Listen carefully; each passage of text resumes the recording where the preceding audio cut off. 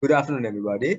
First of all, I want to thank the Royal College 95 committee, executive committee, for giving me this opportunity to talk about 7 steps to success for young kids, right? So actually, this is going to be the the the part two continuation of the talk I did on the 23rd of December, which was almost 2 months ago, right? So Christmas happened, New Year happened, and things got a little postponed, right? So welcome to part two of 7 steps to success. Let me share the screen. There you go. Okay.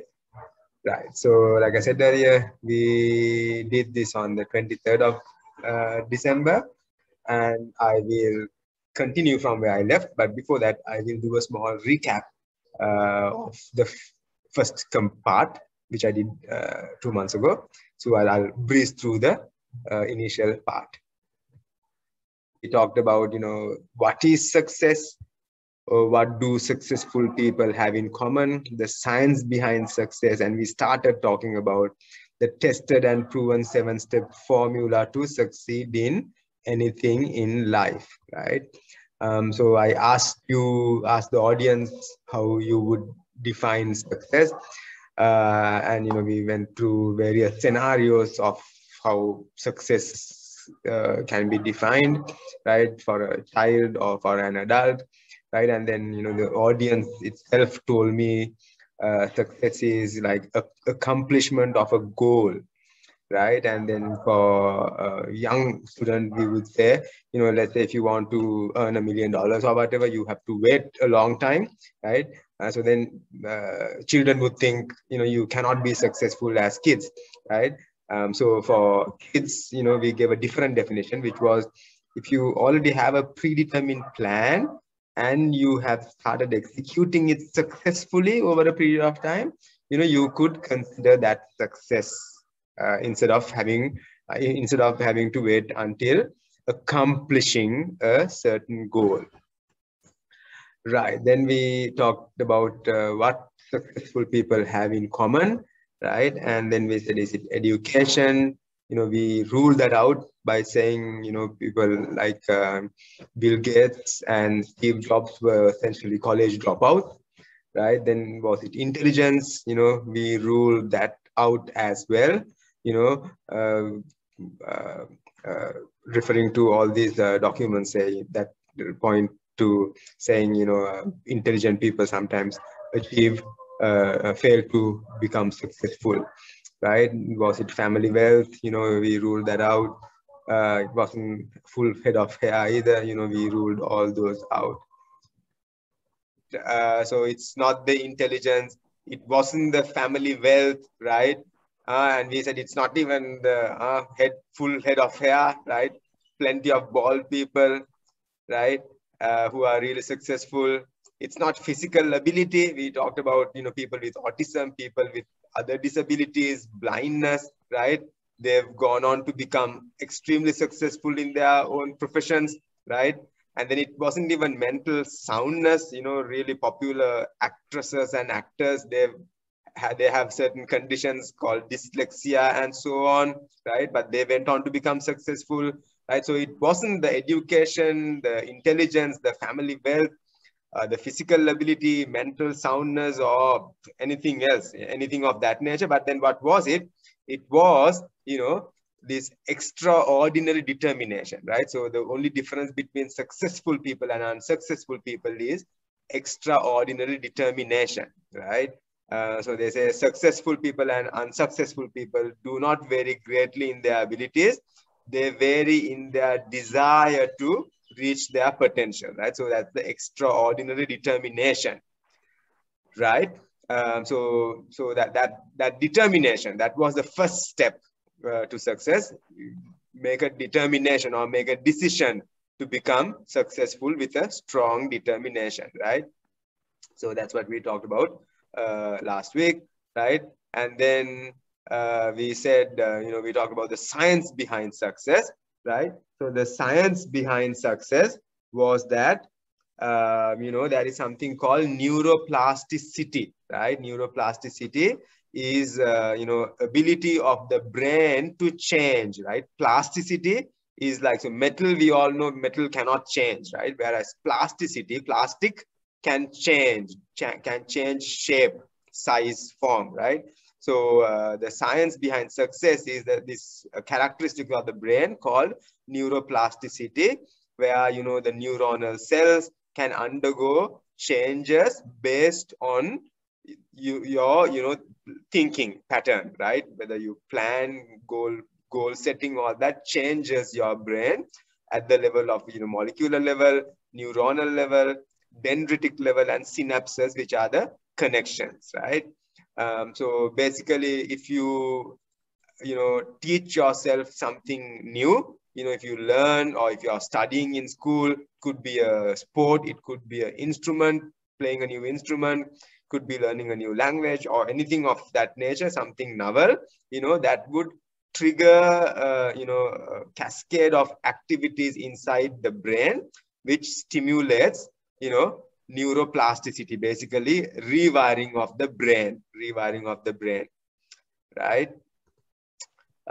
So, I said, I cannot give you a complete guide of, neuroplasticity or how to rewire your brain, right? But there are plenty of guides on the web. If you look up, if you do a Google search, you will see, many step-by-step guides, such as this one, rewire your brain for superhuman productivity, right? So it's a matter of doing a Google search and studying some of these guidelines on the web, right?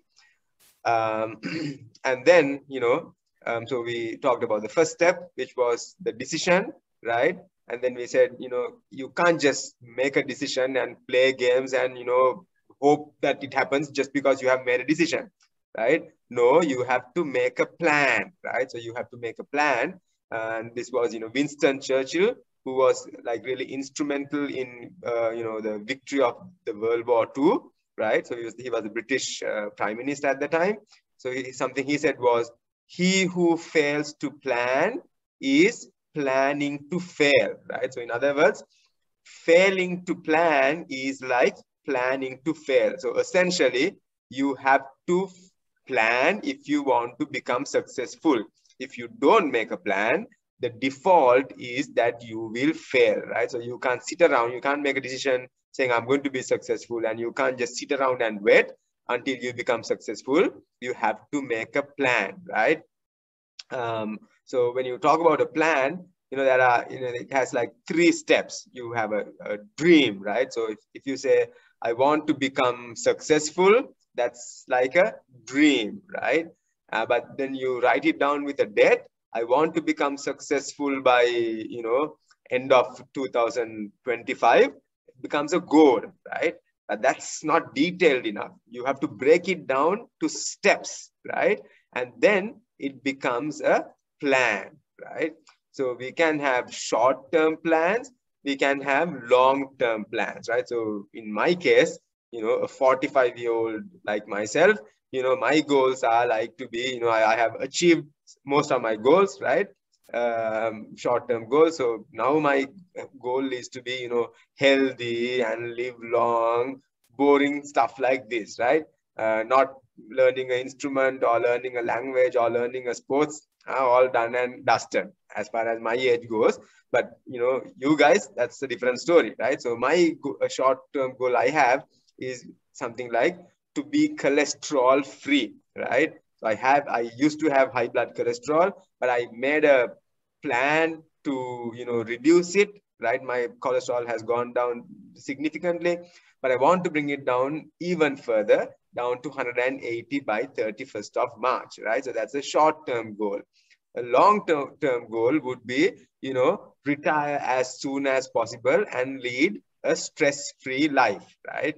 So things like that, right? But those are just dreams and goals. This isn't a plan, right? A plan would have many more in detail steps, right? So remember, something important is when you set a goal or a plan, they have to be what's called SMART, right? SMART, S stands for smart, specific, M for measurable, A for attainable, R for relevant, and T for time bound, right? So this particular goal that I mentioned earlier, to bring down my cholesterol levels by under 180 by 31st of March. Let's see, is it specific? Yes, it's specific. I said bring down my cholesterol levels. If I said to be healthy, that is not specific, right? So saying healthy alone is not specific, it's too general, right? So your goals need to be specific. Bring down my cholesterol levels. It has to be measurable. I didn't say, reduce my cholesterol. I said bring it down under 180. So now that it becomes measurable, right? And is it attainable? Now, if my cholesterol was 300 and I want it to become 180 within 2 weeks, then that's not really relevant, realistic. It's not attainable. But right now, my cholesterol is like 195. So by 31st of March, I have 2 months to go, right? I think that's an attainable goal, right? Is it relevant? Yes, it's relevant to me, right? Because it's relevant, right? Now, if I say, if I'm a veterinarian, as most of you would know, right? I'm a veterinarian. Now, if I say I want to invent an electric car, right? Then that is really not relevant. I'm a veterinarian. What I specialize is in, treatment, medicine, surgery of animals, dogs and cats and cows, right? But if I say I'm going to produce an electric car, that is not really relevant. So however specific my goal may be, however measurable it might be, I don't have the background knowledge. It's not relevant to me, right? So that is not a good goal. If I set an irrelevant goal, right? And then it has to be time bound, right? So time bound is like a deadline, right? So I've said by 31st of March, right? So this is how you set a SMART goal, right? So you can't set any goal and say, yeah, I've got my goals set, right? So remember, when you're setting goals, they need to be SMART, right? So we got the audience to set some goals, right? And they did a fantastic job in setting these goals, plans, and even actions, right? Step-by-step actions, right? So we looked at Usain Bolt, right? Let's say for Usain Bolt, his goal would have been to win the Olympic gold medal, right? That would have been his goal, right? But he can't just say, okay, guys, I'm going to win Olympic gold medals in 100 meters, 200 meters, 100 relay and all that. And he can't be playing games and sitting and relaxing, watching TV. That's not going to do anything. He has to make a plan, right? So this was his plan. On the one hand, exercises in the gym, leg raises, side sweeps, whatever, I can't even pronounce these things, side plank, clamps, God knows what those are, right? So he had a good plan. He had in the gym, workout 1, workout 2, and then he had something on the track also. So the previous ones were in the gym, inside the gym. Now he has another set of actions to be taken on the track, right? So not just exercise, but even the diet. He has a plan, right? So how his goal, plan, and actions would have been, right? So all of them were well documented, right? And he followed them to the T, right? So that is exactly what we would need to do as well, whether you want to, succeed in studies in school, or whether it's a sport or, musical instrument or whatever, right? That is the kind of steps you need to take, right? So you, first of all, you write all of these things, dreams, goals, and actions. Then you need to take action, right? But before you take action, there is a secret ingredient, which is really, really, really important, right? So this is to do with your thinking, right? So Henry Ford, the founder of the Ford car company, something he said was, whether you think you can or you think you cannot, you're right, right? So whether you think you can or you can't, you're right. So what he basically says is, if you think you can do it, yes, you can do it. So you're right. But if you think you cannot do it, you're still right. You won't be able to do it, right? So that is the secret ingredient. You can write down all your goals, dreams, plans, right? However, if you don't believe, right, if you can't, if you cannot believe, if you don't think over and over that you can achieve this, you won't achieve it, right? So that is the secret ingredient, belief, right? So you have to visualize it, you have to feel it, you have to smell it, you need to get emotional, you have to tell your best friend, you can recall it first thing in the morning after you wake up. People write this stuff and put it on the side of the bed, right? So that's the first thing they see when they wake up in the morning, or the last thing they see before they retire to bed, right? So that way it keeps working inside your brain, right? So this is really, really important, guys. So once you've written down your goals and actions and plans, just close your eyes, visualize it, visualize whatever it is that you want, if it's a brand new, let's say BMW car you want, right? Okay, visualize you're inside the BMW, feel the seats, the leather, the new smell of the new leather, all those things, right? If it's a instrument you want to play, close your eyes and visualize you playing that instrument perfectly, maybe in front of an audience, maybe you're at Nelum Pokuna performing that instrument, right? And visualize people applauding you. You've done a fantastic job, right? So that's the kind of visualizing, feeling, becoming emotional, right? You need to do to get your plan to work, right? You cannot just mechanically, put down your goals and on a sheet of paper and expect magic to happen, right? So look at this kid, he believes he can topple this massive sumo wrestler, right? So whatever the mind can conceive and believe, it can achieve, right? So this belief is really, really important, right? So we went through some of this. And we talked about this gentleman by the name of, how did I forget? Roger Bannister, right? Roger Bannister was the first one to break the 4-minute barrier, right? So in the 20th century, say 1913 to 1950, right? People were trying to run 1 mile under a minute, right? So nobody was able to achieve this, right? So even doctors looked at people and said, you know what, human body cannot do this, right? It's not achievable, right? And then suddenly Roger Bannister ran this in May 6th May of 1954, and just within a month, 21st of June, another guy ran it under a mile, under a minute, under 4 minutes, right? So what happened here between May and June? Do you think the level of nutrition increased, or physical, some kind of new exercise was introduced? No, the only difference was John Landy started believing, okay, a human being has done this, Roger Bannister. If Roger Bannister could do it, I could do it too. So that is exactly what you have to think also, right? If you are, achieving, if you are shooting for something, if everybody else can do it, hey, why cannot I do it, right? They eat the same food as I eat. They drink the same thing as I drink, right? If I jump out of the window, I fall down. If they jump out of the window, they will fall down as well. They won't float, right? So nothing is different between the successful people and you guys, right? So that is what you have to think, right? So, and then the other example I gave was about Sachin Tendulkar, right?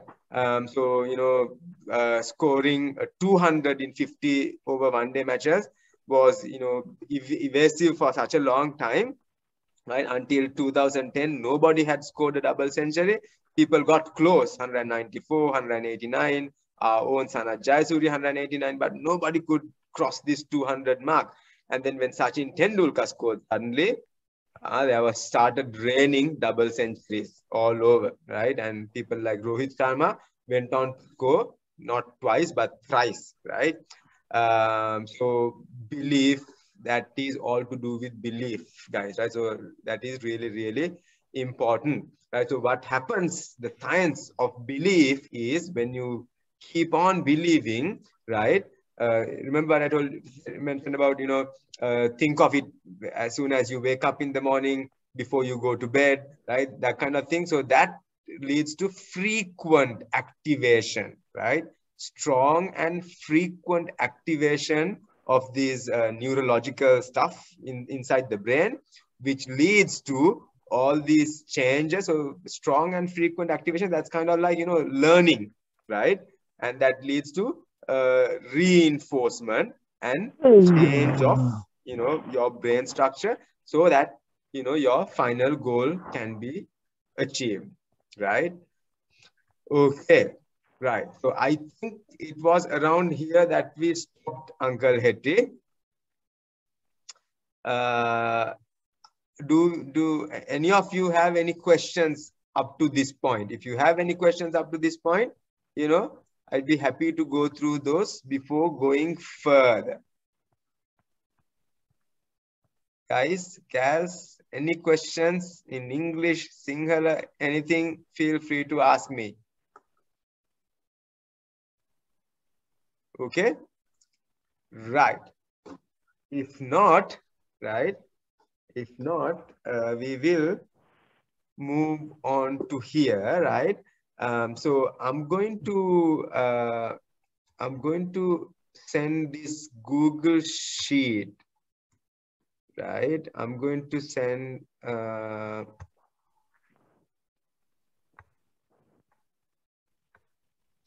okay, can all of you see this?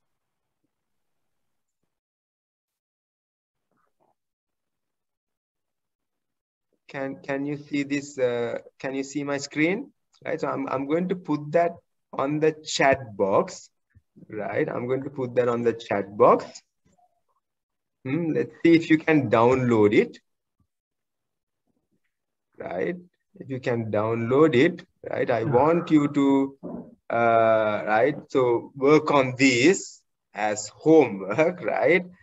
In 10 years, when you become successful, what will your ideal life look like, right? So write 10 things, right? And you can write down 5 simple actions you must do to achieve that, right? And now, right now, I want you guys to work on this, right? So these are the goals that I wrote about myself, right?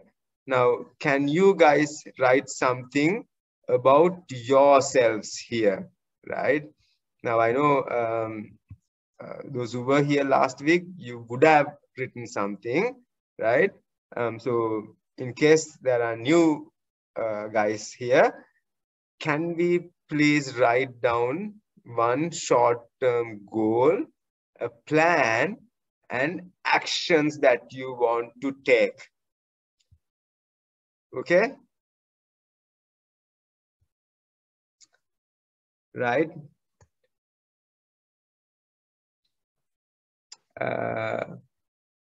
Those who have written those down, can somebody share them, please?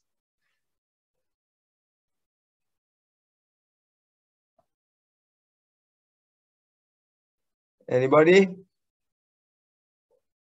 Siheli. Siheli, were you there last week? Not last week. The first lesson.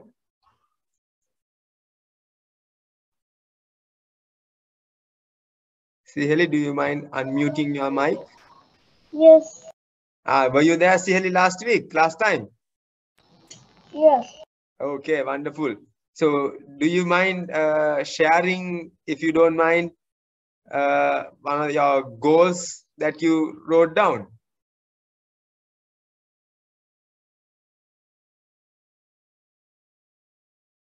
Anybody? Okay. Take 100% marks for the math. Right, wonderful. Get 100% marks for? Maths. For maths, right? Wonderful, Siheli. Right.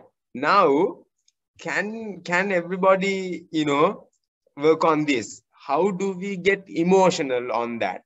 The pleasures of getting 100%. So your goal, right? Or goal is to get 100%. So that's so okay, let's see if that's a smart goal, right? Is it specific? Yes. It says for maths. Is it measurable? Yes. Get 100%. right? So smart, specific, measurable. Is it attainable? Yes, I'm sure it's attainable. I'm sure Siheli can achieve that, right? Uh, Smart. Relevant? Yeah. Is it relevant? Yes, of course. School child going to school doing maths. Yes, it's relevant. Is it time bound? Right. So that was the only thing that was lacking Siheli in that goal. Right. It was not time bound. So you could say at the term end, term test, upcoming term test, or in term test in March or April, or by December, end of the year. So that would make it time bound, right? Now, how would you become emotional with this? Siheli, can you please share your, the pleasures of achievement? Siheli, can you tell me which grade are you in? I'm in grade 5. Grade 5. Okay, great. So your getting close. Is the scholarship exam already done or not yet? Are you going to sit for the fifth year 5 scholarship exam? No, No? Okay, that's fine. That's fine. Okay, so Siheli, tell me, what would how will you be happy if you get your 100% for maths? You will celebrate, you will maybe have tears of joy, right? You can, you can imagine, bringing the report card and showing to your parents, hey, mom, dad, see, I got 100% for maths this term, right? Then, they might give you a gift, right? They might take you for dinner. They might give you a gift, right? So as a child, I remember I always, if I got good marks, I asked for a game and watch our days. That was the thing to get, right? So maybe you can ask for a gift, right? So you can visualize, you can feel, you can smell. If you're expecting some kind of a gift, right? You can smell that gift, the packing of the, the new gift, right? So that's the kind of, emotional thing you need to become, right? The pleasures of achievement, right? And then you have to also think a little bit of the misery of the failure, right?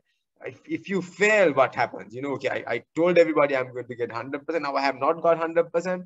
That's going to be embarrassing, right? I was planning on getting, my mother promised that she will give me buy this gift.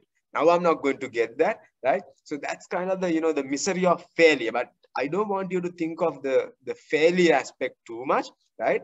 But just so that you get encouraged to go avoid that, so that's the reason, the only reason why you want to, think about those, right? But mainly, I want you all to become emotional, right?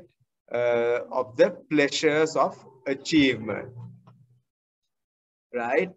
Okay, this is actually even more than for the young guys, for the older audience, right? Older audience, there is something called the rocking chair test, right? So usually people who have time to relax in a rocking chair are the retired, older, old generation, right? So they would, go to the porch and, sip a cup of tea, rock, look at the garden, and while looking at the garden, they would rock on the chair and, think of various things, right? So, scientifically proven, this scientifically proven thing, what they say is, so assume suddenly you're 70 years old, right? Assume you're suddenly 70 years old. You are doing so. See, close your eyes, right? Imagine you're 70 years old. You're rocking on your rocking chair, and then you look back and say, okay, you know what? When I was, 15 years old, I passed my O-level examination with flying colors. When I was 18, I got 3 A's for my A-levels, right? And when I was 21, just like I planned, I went to college, I went to university, I entered this, degree program. By 25, I got this, right? I've done all that.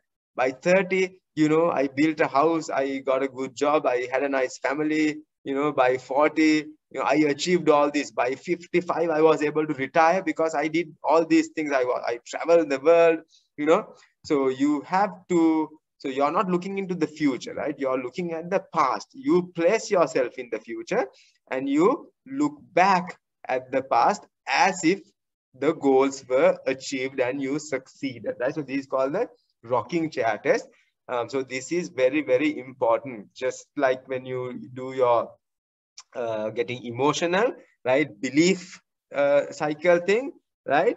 This is again something you have to do, right? Which further reinforces all these things, right? So that is very, very important, right? Okay, right. Now you've written down you've made a decision to become successful. You've written down your actions and plans. You're starting to believe it. You're doing the rocking chair test. And now can you just go to the in front of the TV and start playing games and wait till things happen?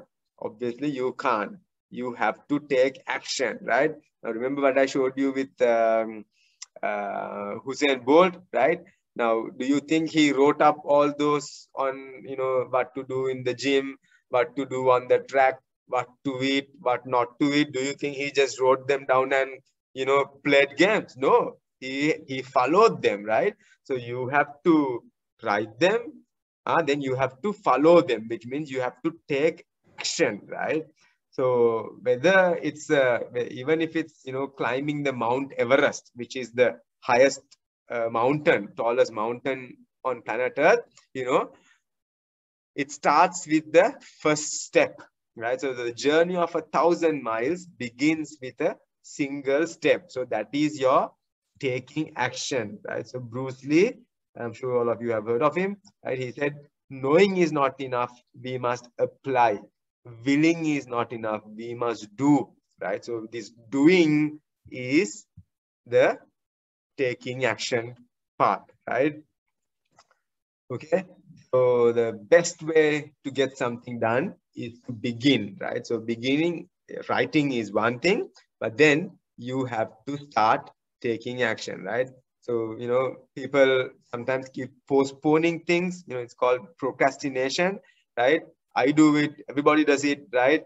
But it's best to do things now, because we sometimes say, okay, you know what, today I have this, I'll do this tomorrow, right?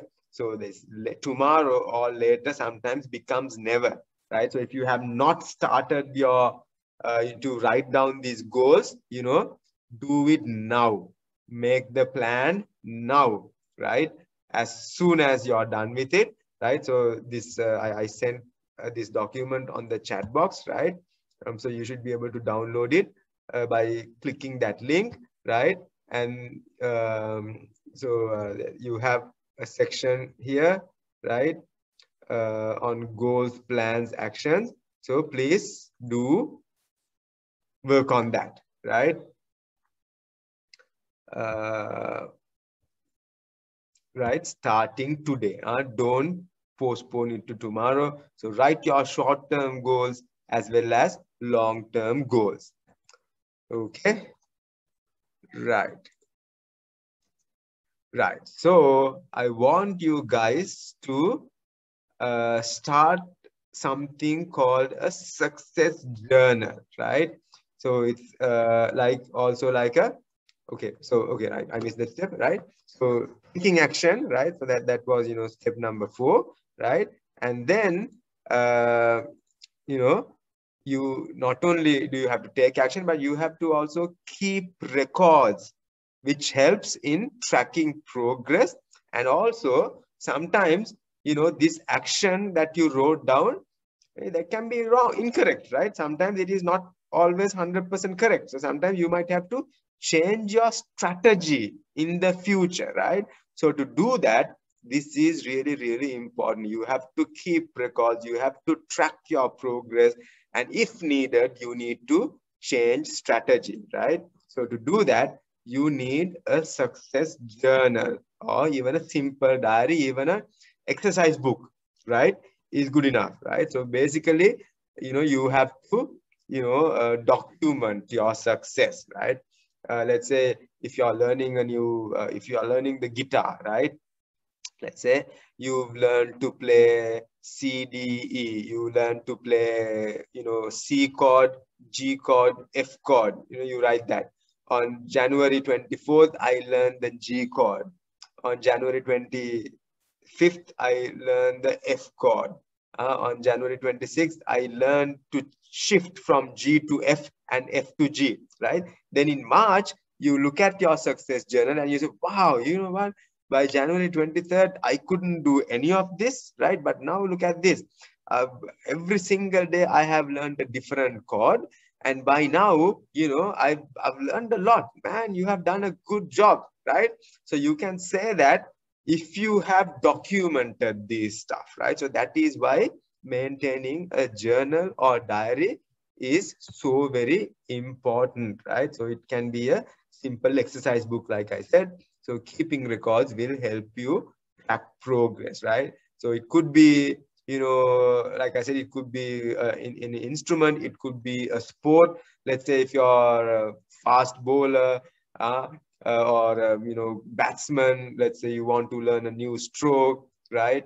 Or if you're trying to stay up at night, you fall asleep at 9 o'clock every day, you're making an effort to stay up till midnight. You can't do that right away, right? So your goal, first you want to, this week I will wait up till 9:30. Next week I will wake up till 10 o'clock. The week after it will be 10:30, 11. Half an hour every week, I will stay up further than the previous week, something like that. So you can write that in your success journal and you can track progress easily, right? And some reason this is not working, you need to change strategy, right? So let's say every day you're trying to do this, but every day you're falling asleep. That means something is wrong somewhere. Your strategy is not correct, right? So again, saying that I really like, if you always do what you've always done, you will always get what you've always got, right? Read that again. If you always do what you always did, you will always get what you always got, right? So if you keep doing the same thing, you will keep getting the same results. But if you want a different result, you need to do something different, right? So that is what this change of strategy is about, right? If you change nothing, nothing will change, right? So if you don't change your strategy, the end result will not change, right? So be prepared. You write your plan, you write down your actions you want to take, but there is no guarantee that that is going to work out perfectly, right? You might have to redo them, rewrite them. So be open for that, be prepared for that, right? So, so there's something called the belief cycle, the ultimate success formula. When we said at the beginning, we set a goal, right? You made a decision to become successful, right? Then you made a plan, right? You made a strategy. Then you took action, right? And then you also believed that this would work, right? So most of the time it will be successful right away, but sometimes it won't be successful right away, right? So that is when you have to reconsider your actions and change strategy as needed, right? So that is what I meant earlier, right? So, a lot of people think success is like a straight line, right? It's not. If it was, then everybody would become successful, right? So it's usually something like this. It's not a straight line. You'll have to go in circles. There will be mountains. There will be, slopes. You have to go through all these hoops and jumps, right, to be successful. You just have to be ready for that, right? So it will be like that, a winding path, right? It won't be a straight arrow, right? So that was step number 5. And then step number 6, right? You need to surround yourself with positive, successful, like-minded people, right? I'm sure, being Sri Lankan, regardless of the religion, you would have heard of this story, right? About two parrots, right? Gira pataw dennek, hari. So basically they were twins, right? Kandak kuda tibba kuduwa, gira pataw denna kanden depatta watuna. Eka gira patiyek giya pansalakata watuna. Anit gira patiya watuna horu kandayamak langata, right? The horu kandayamat watticha giraw, they started, using bad words because that's what they heard, right? Whereas the parrot that fell onto the monastery or to the temple, that parrot started speaking very pleasant, calm words, right? So that is because of the surrounding, right? So the exact same thing here. Surround yourself with positive, successful, like-minded people, right? So do you think a criminal, right, who robs houses, who takes drugs, do you think he associates with do you think he associates with hi Little, welcome, thank you for coming, although it's late, right? Better late than never, right? So like I was saying, do you think a thug or a drug addict or a man who robs houses, he would associate with successful business people? Do you think he has doctors who are his friends? Do you think he's friends with Hamudru, right? No, he has friends who are all rogues like him, who are thieves, you know.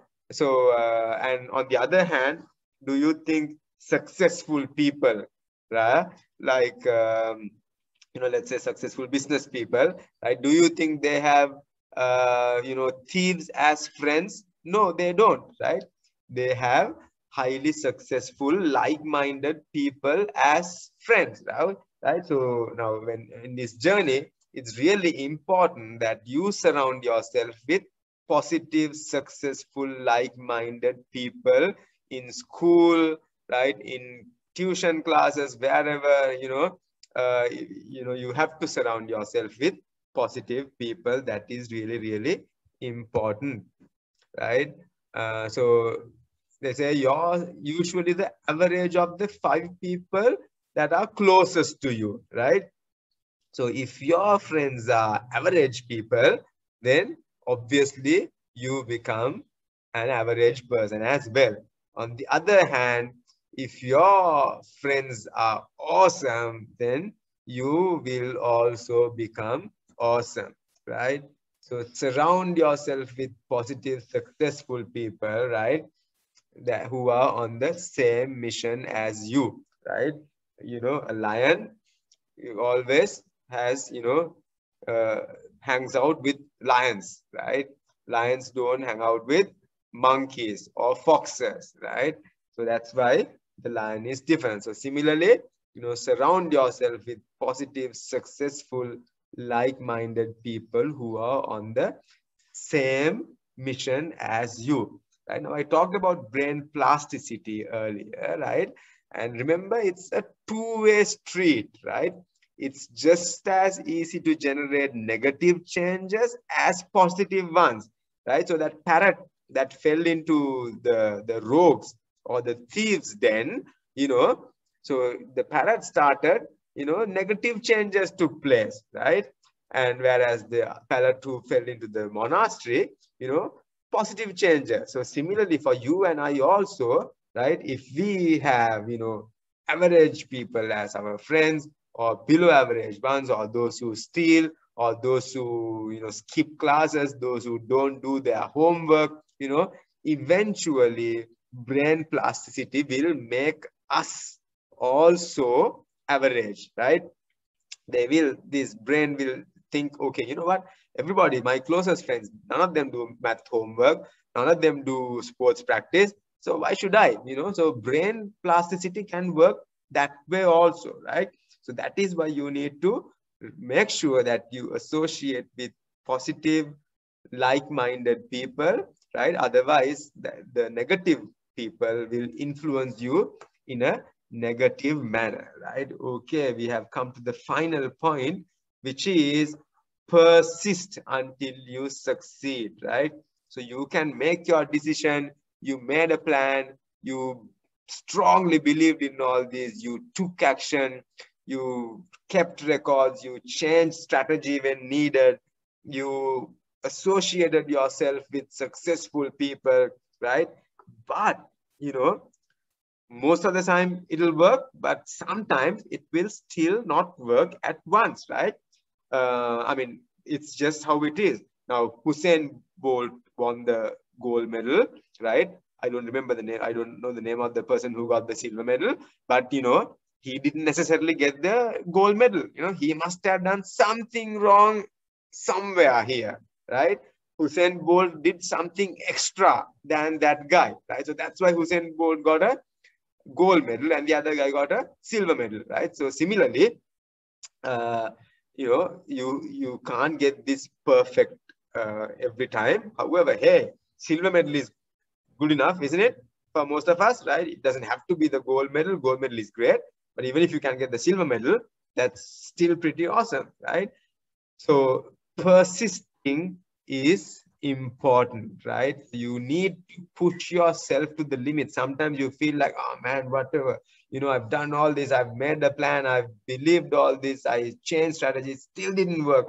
I've had it now, right? So it's just natural. Sometimes you feel that way, right?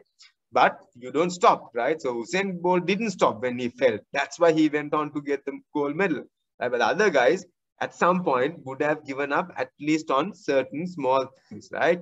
So they say it takes about 21 days to form a new habit, right? Let's say you're trying to increase the time you stay up at night, you can't do this overnight. You can't do this in 2 days. You can't do this in 1 week, right? So the science says it takes approximately 21 days for most habits to form, right?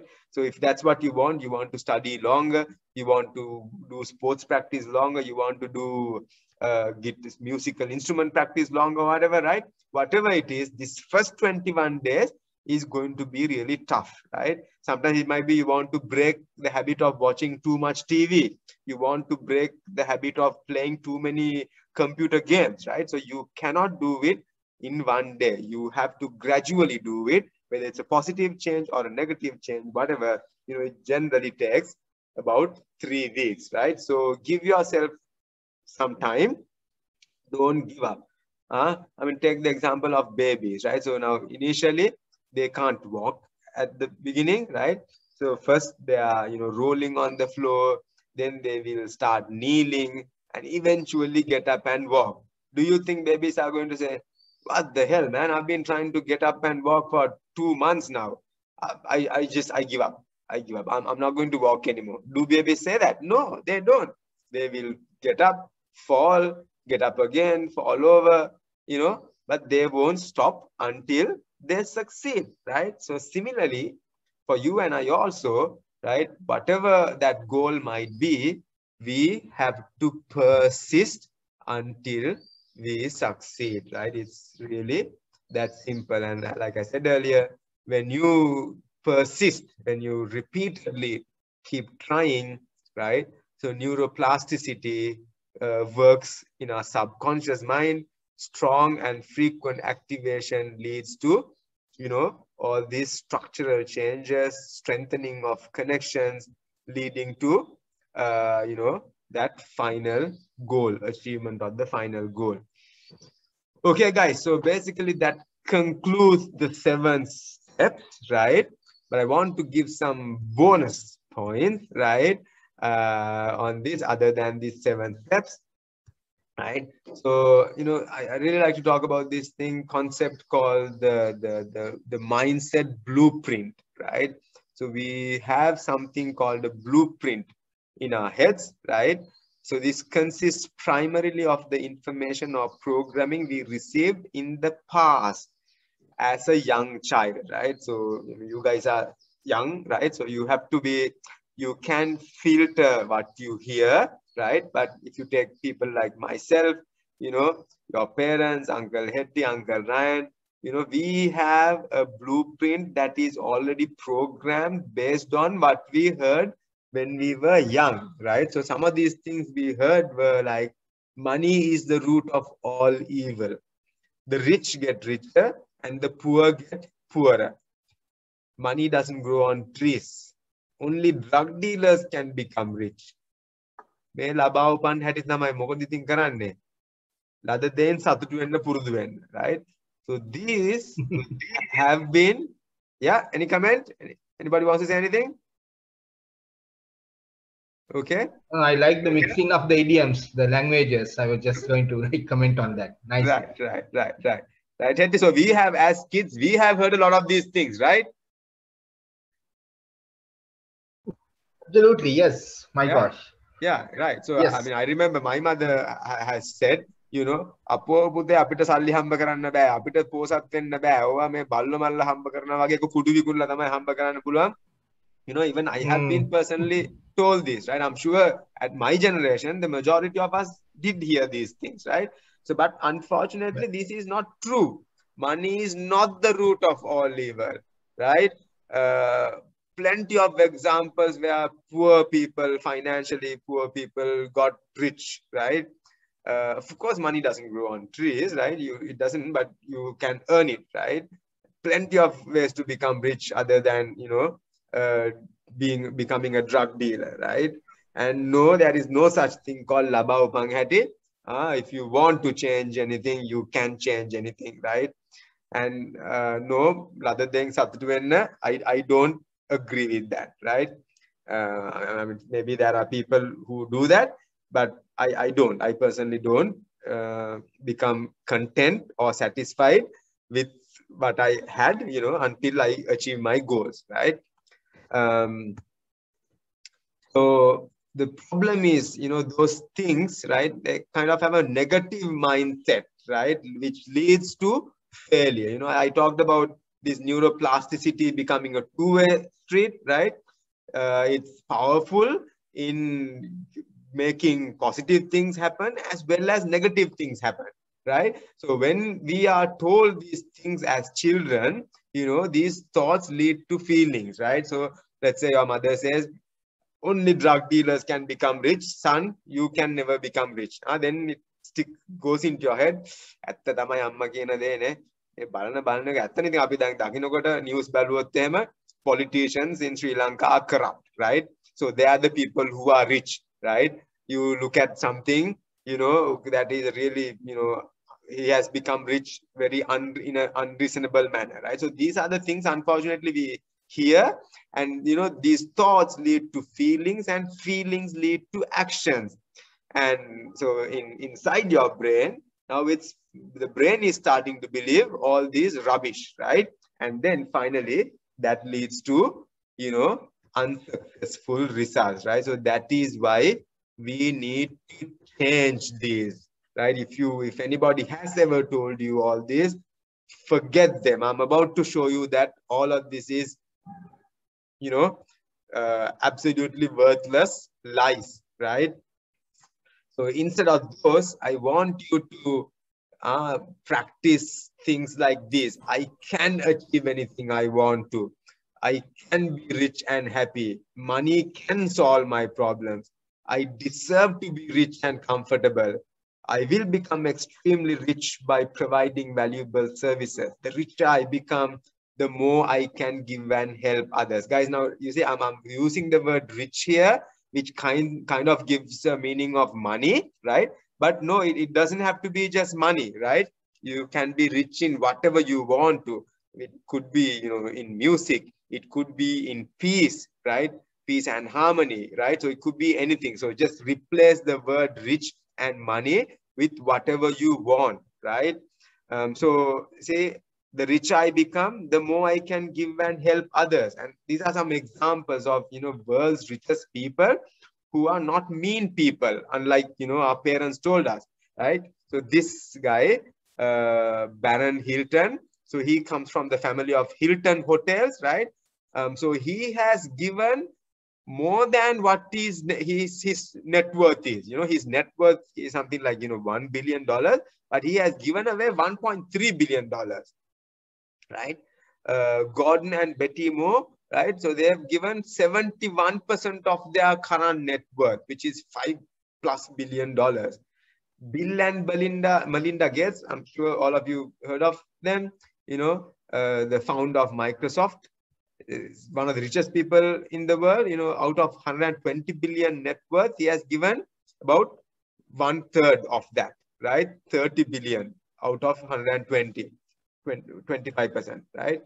Warren Buffett, right? So he's worth like nearly 90 billion and he's given away half of that.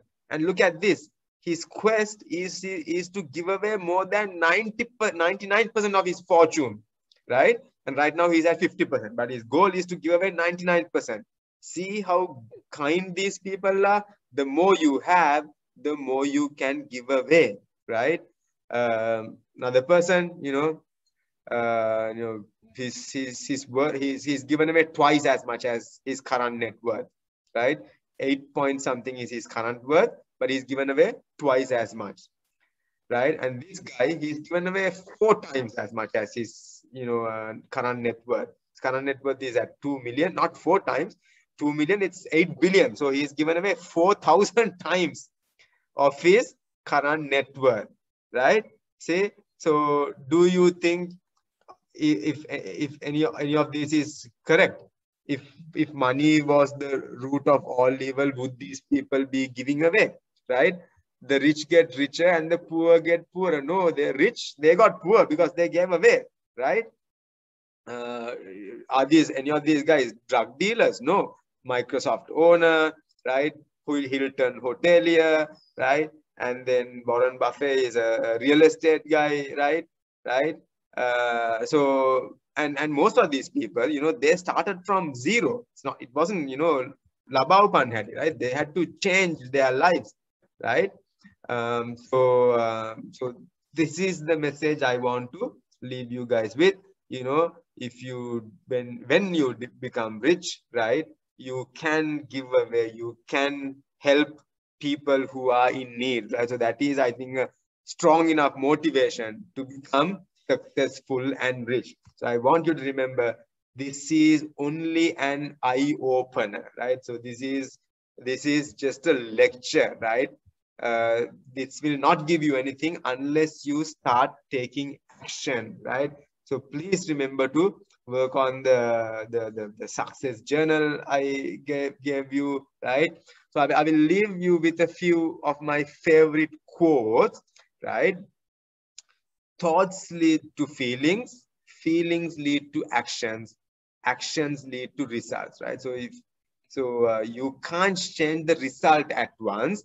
You have to work on the thoughts, right? So it's when you work on the thought, eventually you will get the desired result, right? If you want to change the fruits, you will first have to change the roots. If you want the change visible, you must first change the invisible, right? So you don't see the roots. Roots are invisible, but you see is the fruit, right? But you can't just change the fruit just like that. First, you have to change the invisible. You have to add fertilizer and all that, and then only the roots will absorb that and the fruit will change, right? Similarly, with our life also, whether we want a different result, better result for our term test results, sports or whatever, that is, you need to remember that you have to change the route. So in case of Usain Bolt, the route was his diet, his exercise regime, his positive thinking, things like that, right? And I also want you to realize that everything is a result. Money is a result, wealth is a result, health is a result, illness is a result, your weight is a result, right? If I'm fighting with my wife, right, or with my kids, that is a result of something also. Sometimes we associate these things to religion, right? In case of Buddhism, we talk about hetu palavade or cause and effect, right? So in my personal opinion, it's not just a religion, right? I think these are universal principle. Cause and effect is a universal principle regardless of, independent of the religion, right? So realize this. So why this is important is, if it's a result, then you can change it. You can change the wealth. You can change health, right? Because it's a result of something. So find out what it is a result of, right? So it probably starts from here. Thoughts, feelings, actions, right? That is what leads to the result. So if you want to change the result, which might be wealth or health or exam results, or doing poorly in a sport or music, you can change that by going to the root of it, which is thoughts, feelings, and actions, right? And then, this is also a universal truth. If you are not fully, totally, and truly committed to creating wealth, chances are you won't, right? So whether it's wealth, or whether it is, studies in school, or whether it is sports practice, if you are not fully, totally, and truly committed, you won't get it, right? So I can give a simple example using my own personal life. When I was going to school, my goal was to become a doctor, right?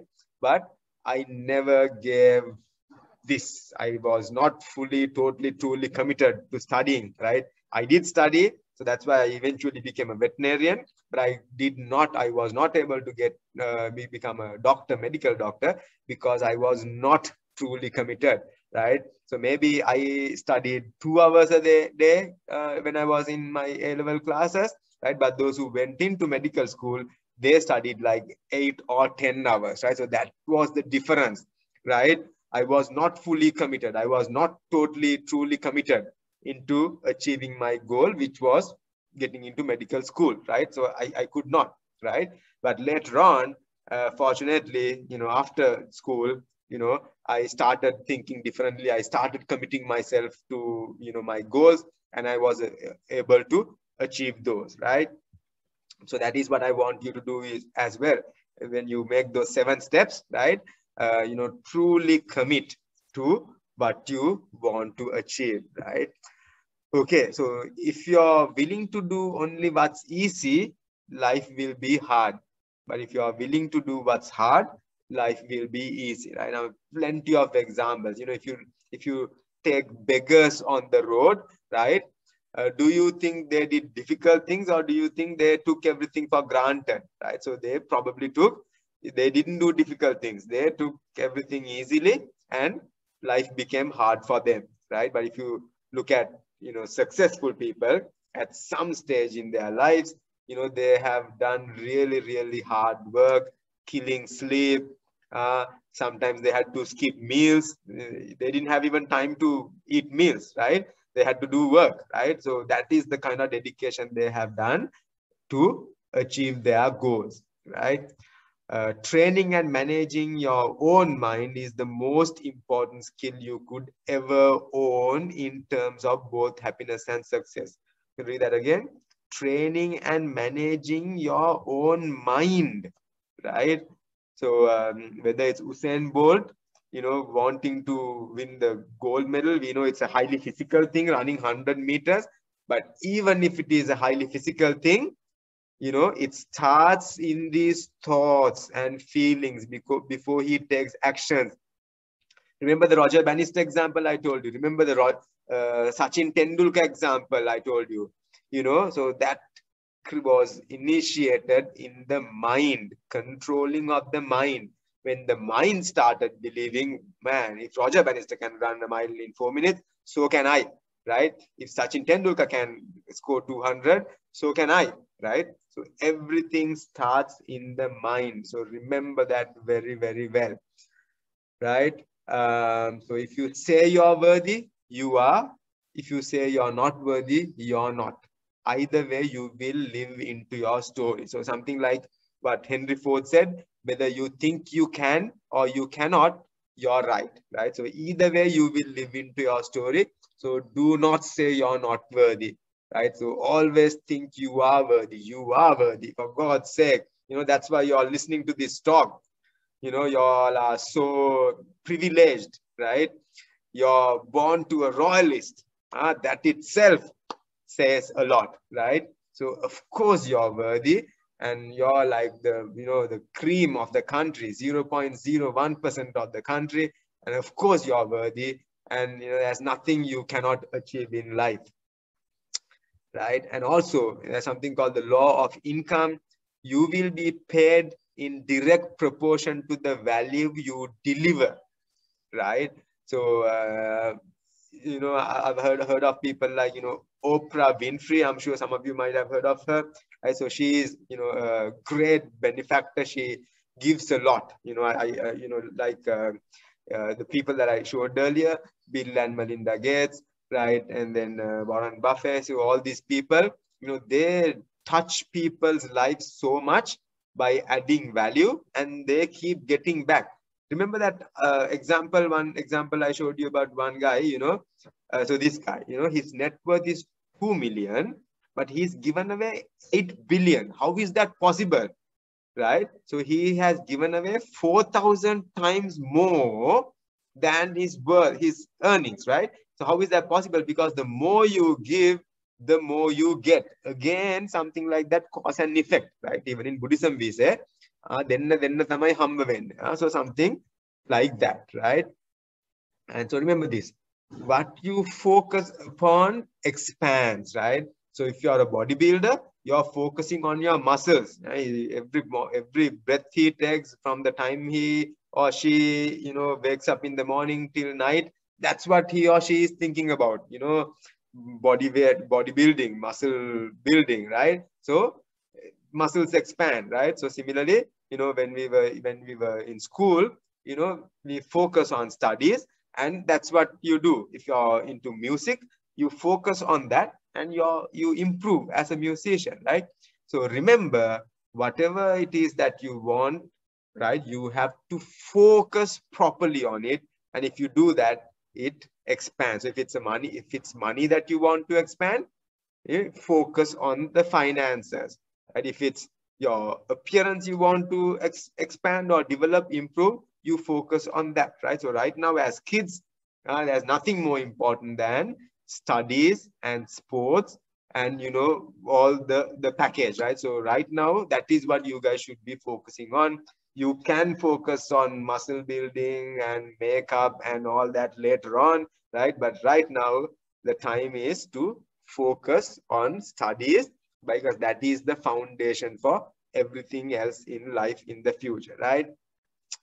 And there's another saying that goes, the mark of true wealth is determined by how much one can give away, and which I showed you with the examples, right? So guys, these are like my Bible, right? So this book, I believe, played a huge role in, making me successful, the way I am today, right? So this was written by somebody called by the name of T. Harv Eker, right? The name of the book is Secrets of the Millionaire Mind, Mastering the Inner Game of Wealth, right? And this is a really old book written in the 19th century, written by somebody called Napoleon Hill, right? And the name of the book was Think and Grow Rich, right? So I highly recommend you to, this, I'm sure this is available freely on Google. If you do a search on Google, you should be able to download it. The English is a little, old school type of English, but you still can understand it, right? And this guy, I'm sure some of you would have heard of him, right? Tony Robbins or Anthony Robbins, he, I wouldn't say the father of, motivational speaking or whatever, but he's one hell of a motivational speaker. I, attribute 90% of whatever my success to him, right? I only heard of him after I was about 30 years old. Now you guys are hearing about him when you're, 10, 15 years, right? So start, some of these books are massive, right? So if you can't read the books, get your hands on books. You can simply search Google. You can search YouTube for Tony Robbins or any motivational speakers, right? And you will be amazed, right? But what he has to say, and he will really motivate you, right? So like I said, remember, thoughts are the fundamental thing, right at the beginning, before you become successful, before you get results, before you start taking action, before you make a plan. The thought lies at the bottom of all of it, right? So listen to as many videos of Tony Robbins as you can get your hands onto, right? And start listening to him. He can change you, he can revolutionize you, right? So not just you guys, make your parents listen to Tony Robbins as well, right? It will be a game changer, I can guarantee you. Okay, guys, thank you very much for bearing with me. So this, like I would have said this at the onset also, right? Last week also. Usually I give these talks to older audience, right? University students, right? This was the first time I did it for school kids. So I know it was a little, it might have been a little too over the limit for some of you, right? But nevertheless, I hope you enjoyed, and more importantly, I hope you got something out of it. And like I said, it's only a single lecture. This cannot do anything to you or your parents or anybody. This is a start, right? So I hope this will be a start for most of you, and I hope you will, continue to improve these skills, right? I mean, Hetty, you and I had not heard of such things when we were kids, right? If we did hear Absolutely these things, not. Never had the opportunity. Yeah. exactly. If we heard these things as kids, maybe our lives would be different. Wouldn't you think so, Hetty? Absolutely, right? I think so. So, Uncle Chanaka, I think there would have been a lot that we could have done with this kind of guidance had we received it at such a young age. Exactly. And I hope you can, and I hope our kids can actually. Yeah, exactly. So they can capitalize on it, and I think this kind of thing has to go in the school curricula, so that people can begin thinking. Of course, you say this stuff to 1,000 people, only 5 people will take it into their heads. That's just the way it is, right? But even those 5-10 people, we can change if they have the opportunity to listen to things like this. Okay, with that, thank you very much, guys and gals, whoever who came in spite of your, all the other work on a Sunday evening, afternoon. And I also want to thank the 95 Royal College group, the executive committee, headed by President Ryan Fernando, and, Secretary Lolita Vanasinghe, for giving me this awesome opportunity. I really enjoyed it. I just wish the audience was broader, right? But hey, Sunday afternoon, you can't expect more, right? So thank you again, guys, so much. And feel free to ask any questions now, or you could contact me through email, right? Or phone or anything. I'm happy to talk about this. I know only 0.00001% of what there is to know, but I'm happy to share that with whoever is interested. Thank you very much. Thank you so much, Uncle Chanaka. And on behalf of the committee and the expo of the 95 group, I'd like to thank you for taking the time and actually making the effort to put together this program. And as I said, I wish the audience could have, as you said rightly, I wish the audience could have been broader, but let's go into it, because this is a new thing that we are trying out. We are trying to get a lot of our kids involved, and I think it will be a great thing if we could have a lot more participation. But your effort on behalf of the committee is very much appreciated. And I think the kids too would like to say thank you. If there's anybody out there who'd like to say thank you to Uncle Chanaka.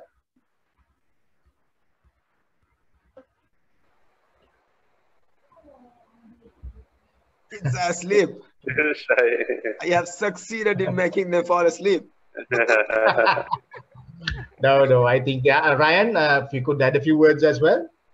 Yeah, Uncle Chanaka, thank you so much. It was I was very engrossed in what you were saying, and I think we can do better. I mean, after listening to that, I feel motivated actually. And Uncle Chanaka, we can share this recording, I guess, on our main group and everything. Yes, and it'll be yes. Now that I got the recording, I will. I'm sure it will be a large file. So I'll upload it onto YouTube. Yes, and I think Chanaka, once you upload it onto YouTube and you share the link with us, we could probably host it on our website as well. Correct, Uncle Ryan? Yes, definitely. Yeah, I think that would That be a won't way to be go for this embarrassing. as well. So So no. once I again, think thank that you would very be much for your effort. Yes. Okay. Love to. I enjoyed it thoroughly. Thank you so much. Thanks, Abba. Thank you very much. Okay. Okay. Thank you. Stay Take That's care. safe it. and have Hopefully a we'll see you again soon. Take care. yeah. Thank Okay. you. Take care, everybody. Thank you, Ryan. Thanks, Thank you. everybody. Thank Thank you. you.